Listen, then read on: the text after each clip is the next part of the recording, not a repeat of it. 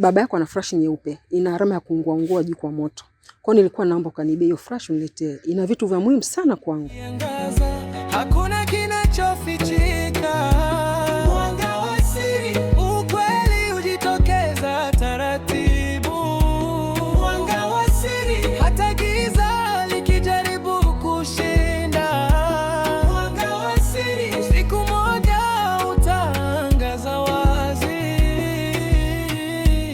Siri zilizo ndani ya moyo haziwezi kufichwa milele, kwa sababu kila siri na mwanga wa Shaka, nimekualika baa ili tufanye mazungumzo vizuri, kwa sababu ile baa ni sehemu iliyotulia sana. Kwa nini umekataa? Hivi uone kama baa ni sehemu sahihi sana na sehemu iliyotulia, unafanya mazungumzo huko unashushia kinywaji? Mimi huwa sipendelee kukaa baa ovyo ovyo, kwa sababu hata hivyo mzee wangu hataki kabisa hata kusikia hayo mambo. Isoshe, mimi situmiki kilevi cha aina yoyote.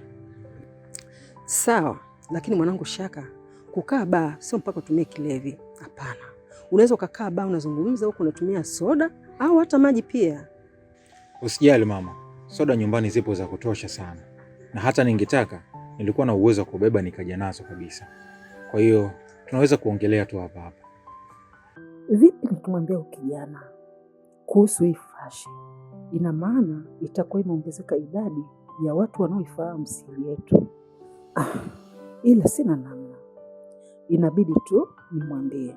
Ila asipoweza kuifanya hii kazi, kichwa chake kitakuwa halali yangu, ili isiongezeke idadi. Mama Sara. Mama, una shida gani? Mbona umekaa kimya sana hivi? Mimi sioni kama kuna shida. Tunaweza kuongea tu hapa tena kwa uhuru. Ni kweli Shaka mwanangu, hakuna shida. Lakini Shaka mwanangu, wewe na Sara ni marafiki tena wa muda mrefu sana. Mmesoma wote pamoja mpaka sasa mmemaliza chuo na majibu yameshatoka. Hilo liko wazi. Inajulikana kila kona. Ni kweli Sara ni rafiki yangu wa karibu sana. Na inawezekana mimi namjua kuliko hata wewe jinsi ambavyo unamjua. Kwa sababu mimi muda mwingi nakuwa naye shule kuliko wewe muda mwingi ambao unakuwa naye nyumbani. Ni kweli, nyinyi mnajuana zaidi kwa sababu mnashinda wote shule. Shaka mtoto wangu, kuna kitu nataka unisaidie, ila iwe siri yetu, asijue mtu yeyote.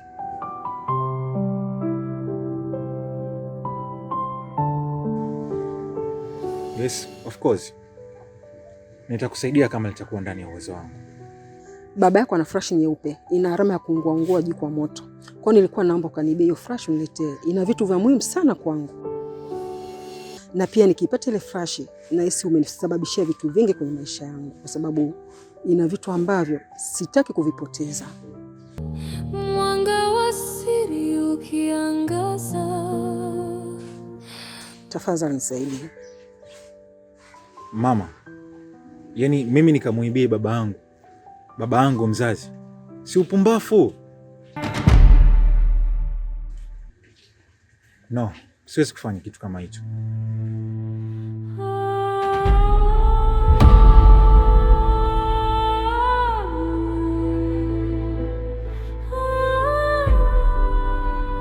Shaka, ili swala ni zito sana. Na kama huwezi kuifanya, basi tambua maisha yako yapo hatarini.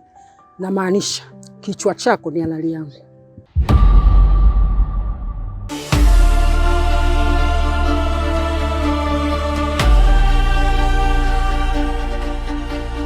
Mwanga wa siri. Hakuna haja ya kufikia huko. Nitafanya kama unavyohitaji, lakini kwa sharti moja tu. Nahitaji kulala na Sara.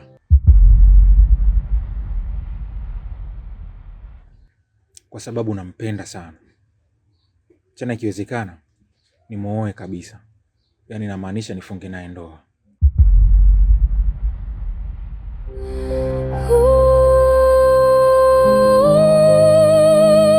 Mwanga wa siri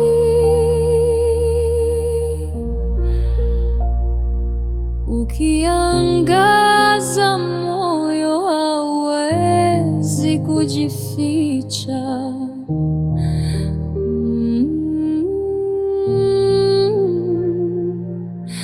Mwanga wa siri.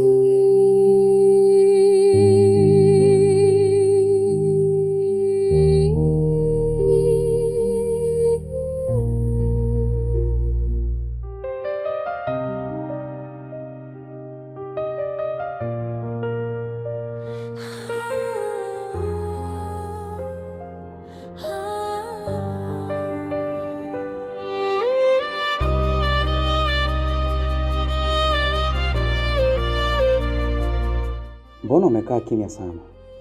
Ni muda mrefu sasa umepita toka tumekaa hapa. Hujaniambia chochote.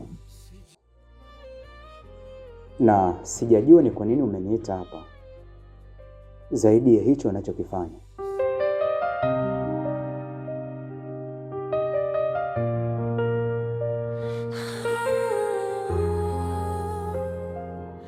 Laban, nisamehe kwa kukaa kimya.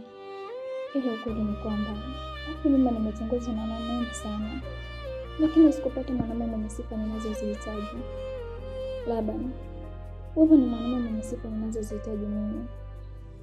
Najua itakuwa naona ajabu kukwambia haya, lakini ngoja nitakuta mwana sio wangu. Ndio maana nimekwambia mapema. Sara bwana, hebu acha masiara yako.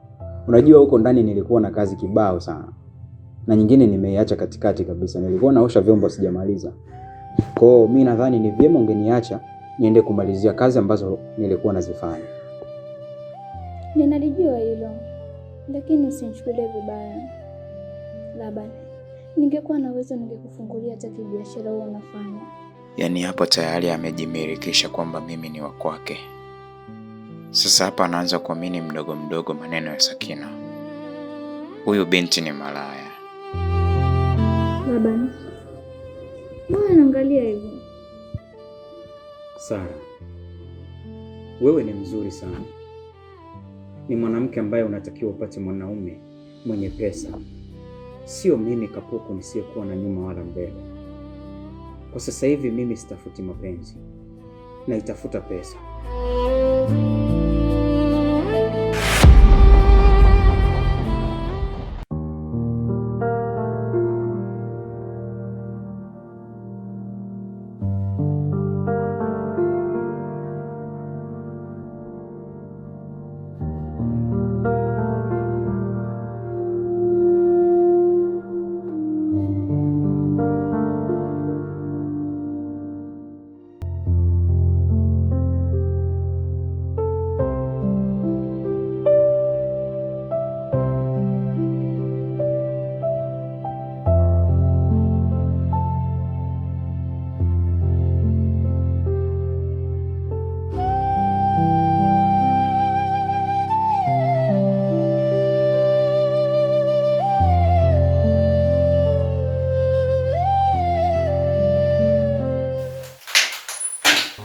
Sikujua siri inaweza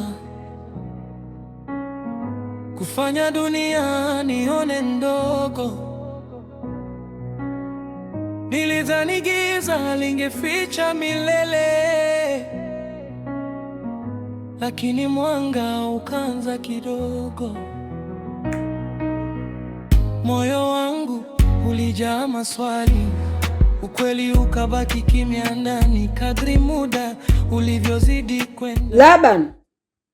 Laban. Naam. Hebu njoo. Mwanga wa siri umefufua ukweli. Mambo ya gizani yamekuwa katika nuru. Naam mama. Habari za hapa? Salama, shikamoo. Marahaba. Laban, hivyo ni mtu wa wapi? Au umezaliwa mkoa gani? Nimezaliwa hapa hapa Tanzania. Mkoa wa Kagera. ni mtu wa Kagera, mkoa wa Kagera. Ndio. Laban, kuanzia sasa naomba usifanye kazi za hapa nyumbani,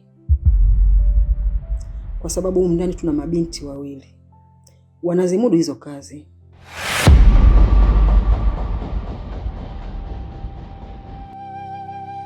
Usiwe na hofu, ni mazungumzo tu ya kawaida.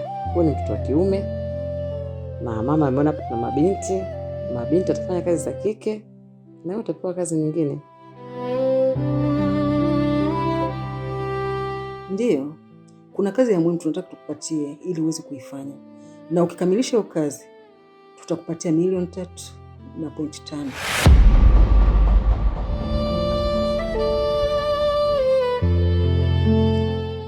Hiyo kazi itakuwa ni kazi gani? Maana kwenye maisha yangu yote sijawahi kushika hata 200,000 kwa wakati mmoja. Acha uoga, wewe ni mtu wa kiume. Na kazi ni ya kawaida, ila ina awamu 2. Cha kwanza, tutakukabidhi kijana ujenge urafiki naye. Ni kijana mdogo lakini mrefu kwa kimo. Ni kweli Laban, kama anavyosema mwenzangu, huyo kijana rangi yake ni mweusi na inatakiwa kuanzia sasa ubadilishe muonekano, uvae vizuri ili upate urahisi wa kujenga naye urafiki huyo kijana. Sawa. Lakini mbona kazi ni ndogo sana wewe ya kujenga urafiki na mtu? Kama ni hiyo, ni kwa nini malipo yanakuwa makubwa kiasi hicho?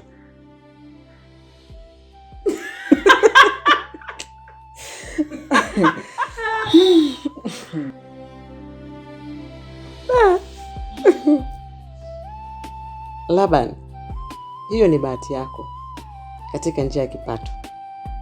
Tunapatia kazi kumeza ya awamu ya kwanza, kuna awamu ya pili.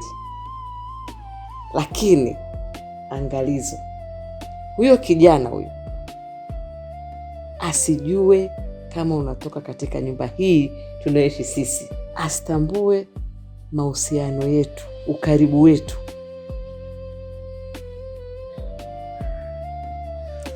Ni kweli Laban, inatakiwa makini sana, kwa sababu kazi tunayokupa ni ndogo lakini ni kubwa. Kuwa makini kijana wangu, nakuaminia. Nashukuru sana kwa mioyo yenu mizuri sana. Asante.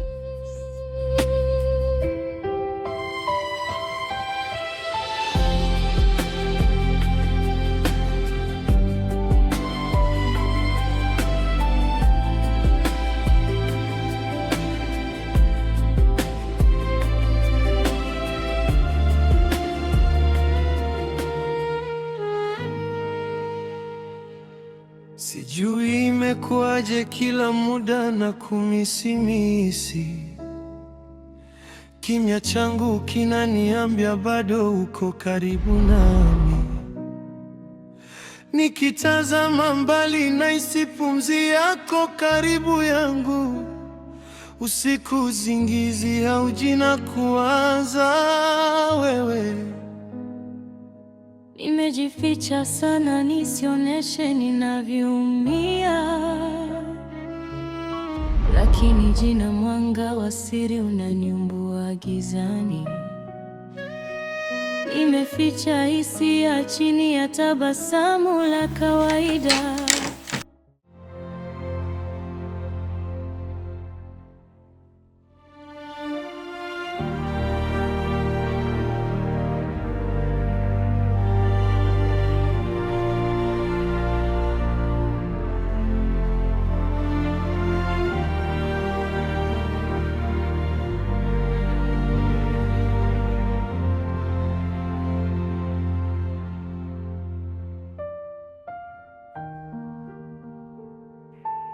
Dada Sakina, mbona hivyo tena? Umekera na nani huko utokako? Dada Sara, hivi kweli unampenda Shaka?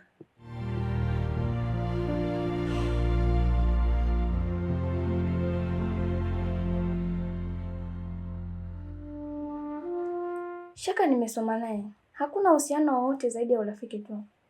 Lakini mwenyewe si unajua? Dada Sara, kusema ukweli mimi nampenda Shaka.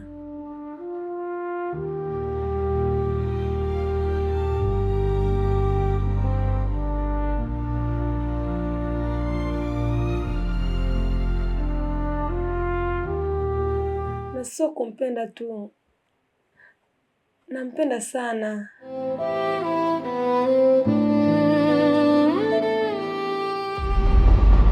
Sijakuzoea hivyo.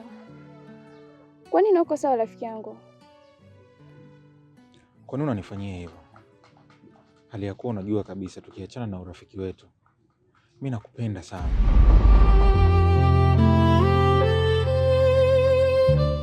Dada Sakina, shida sio wewe kumpenda. Swali ni je, yeye anakupenda?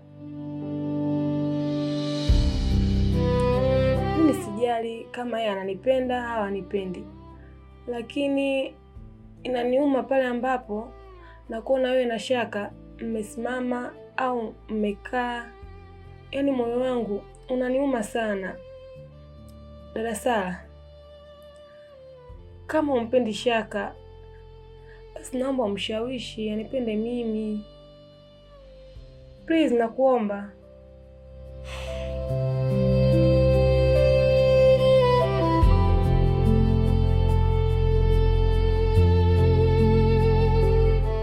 Kwa hilo sina msaada na wewe. Mimi sihitaji nje nionekane mbaya hapo baadaye. Wewe fanya kila kitu unavyoweza. Akikubali, mimi sina shida kabisa. Mimi nitakubali Shaka awe shemeji yangu. Lakini dada, wewe una roho mbaya.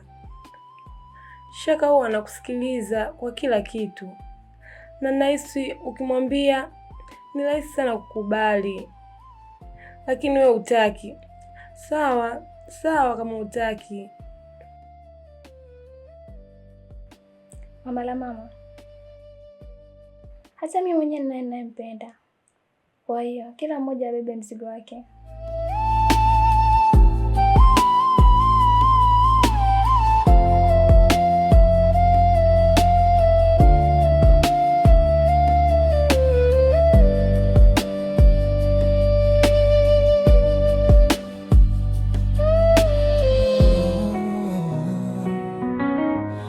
Sikujua siri inaweza kufanya dunia nione ndogo. Nilidhani giza lingeficha milele, lakini mwanga ukaanza kidogo. Mama, wewe ndio ulikuwa mmoja wapo wa kutomwamini yule kijana toka ingie humu ndani. Sasa kwa nini mmeamua kumfanya mmoja familia yetu? Aliyakuwa wewe ndio ulianza kumuhisi toka ingie humu ndani. Sawa kabisa, uko sahihi, lakini kule nilipokuwa nafikiria au kule nilipokuwa nimemweka na wasiwasi kutokumwamini, haikuwa kweli au haikuwa sawa. Unajua unaweza kumhisi mtu kwa kitu fulani, Sara mwizi, Sakina mchoyo, kumbe sio kweli. Na kingine, kama unavyosikiaga, nakwambia siku zote usije ukamsikiliza Mama Sara. Lolote atakalokuambia Mama Sara, usimwamini.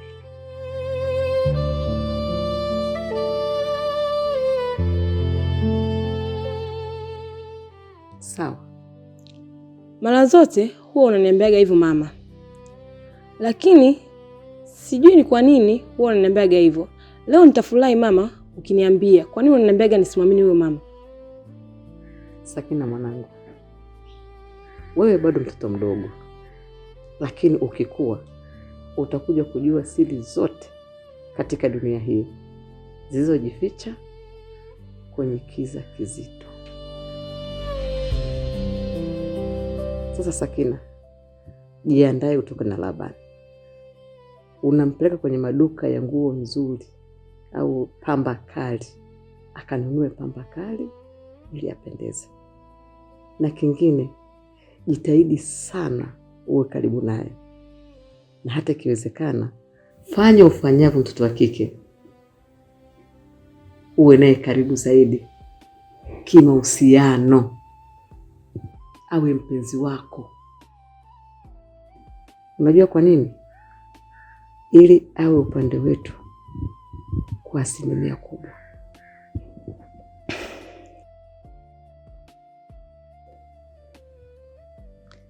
Kwa nini iwe hivyo mama?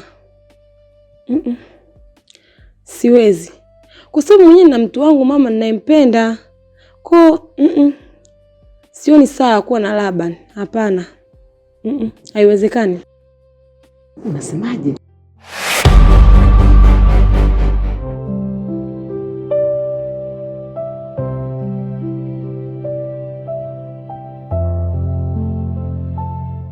Usiponisikiliza mimi mama yako, utamsikiza nani?